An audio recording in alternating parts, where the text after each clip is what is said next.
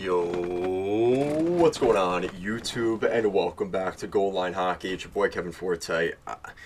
I didn't even know if I wanted to do that intro for this video because this is serious. And obviously, if you're in the hockey world, if you were on Twitter last night, you know what I'm going to be talking about for my New York Islanders, as they were the trending topic in the National Hockey League last night, and for none of them good reasons. So the Islanders, to put this in context, they lose game one of this series. The officiating wasn't great. I would argue two of those penalties really changed the momentum in the game for the Islanders, and they really favored Carolina. A little bit of diving, embellishment, and Carolina got away with some. And it kind of looked like, excuse me, for as much as the Islanders were outplayed, they played the game that they wanted to play, right? Like they going into this series, we knew the Islanders were going to get outplayed by Carolina. It was more so, were the Islanders going to be opportunistic enough to score? And we knew they can keep the puck out of the net. It's just, could they find the scoring adage with that?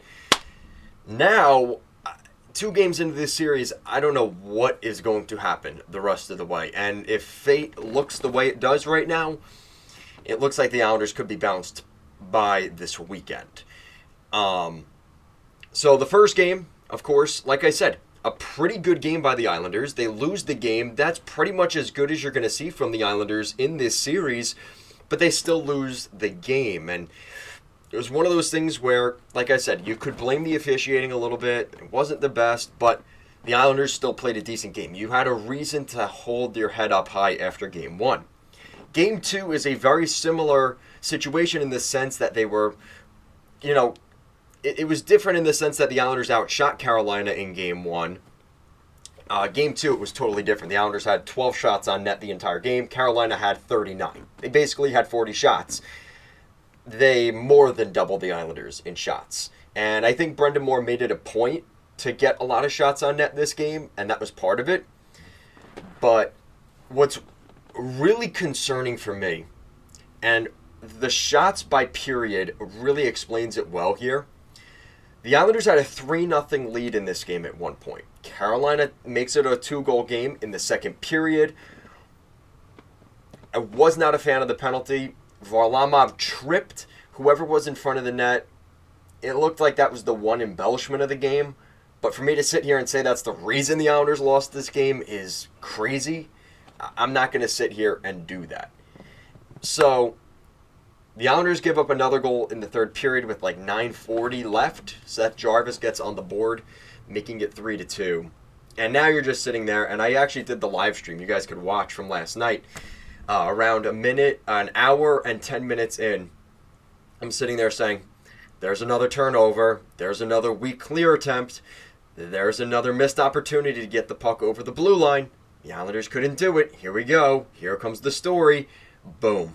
And then Sebastian Aho ties the game on the power play. Again, another power play goal there. A power play goal. And Carolina, actually no, was not a power play goal.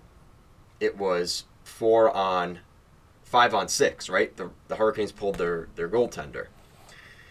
All right, here we go. The Islanders blowing another third period lead. Can they get to overtime? You didn't even have time to finish that sentence because 9 seconds later, Jordan Martinook would ultimately get the game winner in this one, making it 4-3. This is something the Islanders have struggled with, is they win the faceoff. Noah Dobson fumbles the puck when the Islanders win the faceoff, and then the other team pressures him, and they score a goal immediately after. Think of the Stadium Series game where Panarin did something similar against Dobson. That's been something Dobson has to clean up, and now there's multiple tapes of him kind of fumbling the puck when the Islanders win a faceoff. That's something that the Islanders need to address over the summer now, because I think this season is done. But we'll get to that later. So it's now 4-3 Carolina, and now I'm raging, as most Islander fans were. And then they score again, Gensel with the empty netter, and there was a little bit of a scuffle there, rightfully so by the Islanders, right? Because they have nothing to lose at this point. Who cares? Just don't get suspended. Anything that's going to affect the next 2 games potentially, right? And there we are, 5-3 Carolina. And within really a 9-second span, the Islanders went with a 1-goal lead to being down by a goal in 9 seconds. And they're broken. The Islanders are broken, and they couldn't just lose this game, because if you look at the score, even last game, right? The Islanders lose that game 3-1 with an empty netter. Okay, right? The Islanders struggled to score goals. They scored 1 goal. Not great. They scored three in game 2. You don't have that excuse anymore. And to the way they gave this thing up is what's concerning. If the Islanders were kind of back and forth with Carolina, right? And we're late in the third period and it's 4-3 Carolina, but most of the game it's been like 2-1, 3-2, and then ultimately 4-3. Islanders pull the goalie, Carolina gets an empty netter, make it 5-3. Respectable. I could almost live with that one. But the fact the Islanders had a 3-0 lead in this game, the Hurricane fans were silent. You could hear crickets in PNC. And the Islanders gave it up. And you could see the way the Islanders play. They're trying to do what they used to do in 2020 and 2021, is they get the early lead and they try to just strangle you and hold on to it. Except this is not that same team. And a glaring reason for that is teams are interfering and picking. When the Islanders do the dump and chase, the Islanders forward, who is the attacker, going after the defenseman behind the net, is not able to get enough pressure, if any pressure, on the defenseman. That's been a problem for the last 2 years now, really since Barry Trotz left. I made that video 3 years ago in 2022. 2 years ago. 2 years ago, 3 seasons ago, we were talking about this. That is why the Islanders have not had success the way they did in that 2-year run. It's teams figured out you got to get in their way, get in Cizikas, Martin, Clutterbuck's kitchen when they dump the puck in for a forecheck. It's an easy clear for us, either because the Rangers have done this. Shesterkin goes behind the net, gets the puck himself, and clears it. So that way you're avoiding the pressure of the Islanders having the turnover in your zone, right? Or you have a pick or an interference play.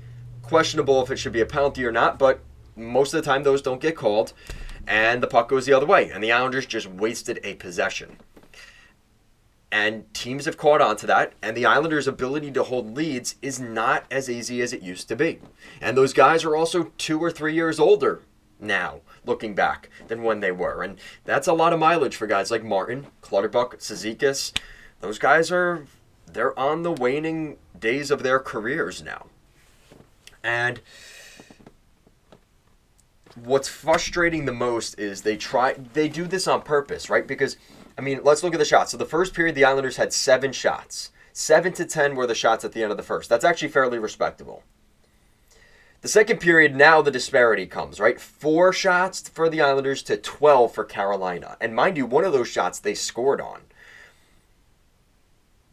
And then the third period. The third period, the Islanders were outshot 17-1.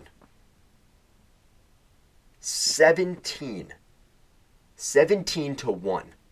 Carolina had 4 goals in the third period, including the empty netter. They had 4 goals in the third period. They had more shots on net. They had 4 times more goals than the Islanders had shots on net in the third period. How do you explain this one? It is an utter collapse, an utter disaster for the New York Islanders. And worse, in a season where the Islanders had an outdoor game, the Stadium Series game, up by 3 goals, and they blow that lead in basically just as dramatic a fashion. I can't debate. I'm still trying to figure out which one is worse, because they were both on national television, prime time. I don't know which one was worse.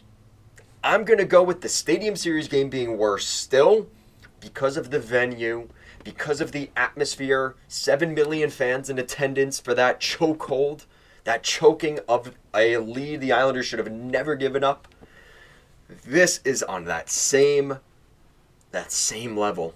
I'd really have to decide which one is worse. And then, just to add salt to the wound, the Hurricanes Twitter going after the Islanders, saying cry and this and that. Some pretty gruesome stuff by Hurricane fans. That's got to cut, but that's for another day. The Islanders and their fan base tried to go to bed last night with their tail tucked between their legs because that was disgusting. And like I said, if you watch the game, the Islanders really had no business winning this game to begin with. But like I said, it's the fact they had a 3-0 lead late in the third period. It was the Islanders had a 2-goal lead in this game with under 10 minutes left. And they gave up 4 goals in less than 10 minutes left. After what happened in Game 1. The Islanders have played their best hockey they possibly can the last 2 games. And they've done this throughout the season. They will show 20 minutes of incredible hockey and 5 minutes of utter disaster. And that's all it takes. And that's all she wrote for the New York Islanders. And they're doing it again on the biggest stage in the Stanley Cup playoffs. This is it. And I love to say this, but this is gut check time for the New York Islanders and this fan base. Game 3, Thursday night at UBS Arena. Thank God I will not be in attendance. I will be there Saturday, which might be worse if they get eliminated on Saturday at 2 p.m. Utter disaster. Utter disaster. And give credit to the Hurricane players, not the fans. I'm not giving any credit to the fans because of the booing and the hissing and everything else, the stupidity during this game, during the series, the last couple years. Jake Gensel puts his stick into Varlamov's mask, and Varlamov's mask comes off because of it, and somehow the fans are upset that the whistle got blown. You should be happy you didn't get a penalty for that. So, completely accidental, but to be booing the goalie because your player ripped off his helmet? What are we talking about? Hurricane fans, for the most part, do not know hockey. Well, they're very good at trolling with, a certain German leader and making jokes about 9/11. They're really good about trolling with that, but they don't know hockey. And I do want to give credit because this is where it comes in. The Hurricanes played a solid game, and despite what's happened in this series for Carolina, they have not even played their best hockey over a 60-minute span. Carolina has not played that good in this series, but they still find ways to win despite not playing their best hockey, and that's what good teams do. I talked about this back in the day with the Islanders 3-4 years ago. The Islanders were winning games when they probably shouldn't have. They probably didn't deserve to win the game. Those stupid deserve-o-meter things. The Islanders were not good in those categories, but they won those games because they just had it. They had the swagger. They had the mojo. They felt that they could win any hockey game despite not playing their best. That is not the case anymore. This is the point where it's the complete utter opposite. The demoralizing, I don't think there's much left better that we can give, and we still lost. That's a really, really concerning feeling for probably that locker room and the fan base. But as much as this sucks, hopefully this is something that now ownership will finally make the change. Maybe it takes the Islanders getting swept by Carolina in the first round in the most utter embarrassing way here for them to finally let go of Lou Lamoriello and hopefully Chris Lamoriello, because everybody's all like, oh, let's get rid of Lou. Chris might be out the door with him, his son. If Chris isn't out the door with him and Chris Lamoriello becomes the next GM of the Islanders, we are screwed for the next decade. I'm telling you right now. And hopefully I'm wrong. But you know what? Every time I keep saying I hope I'm wrong, I tend to be right, unfortunately. And I'm thinking that's the case here. I don't know how to end this video, but you guys were probably expecting it. If you watched like I said in my stream last night, a little over an hour in, we were watching the Hurricanes and Leafs, the Bruins and Leafs game. Really solid game too for them. But I ended up watching the end of the Islander game against Carolina, and the people that stayed, they were having fun. So if you guys are interested in that, definitely make sure to check that out. But I'm expecting by, if not this weekend, by Monday, I don't see the Islanders surviving past Game 5 here. We're going to see what happens, but we'll be back soon, I think, for an elimination video for the Islanders. But with that said, the Islanders still, if they win 2 games here at home, and ultimately it's going to come down to the Islanders have to win a game in Carolina. If the Islanders can win their 3 games at home, make it a 3-3 series, and make it, they either have to win Game 5 or Game 7. If the Islanders can't get, I'm laughing because I don't think it ever gets to a Game 7 or even a Game 6 for that matter. And I'm really doubting a Game 5 right now. But, yeah, we'll see how things go, guys. If you like this content, want to see more of it, make sure to like, comment, share, and subscribe. And it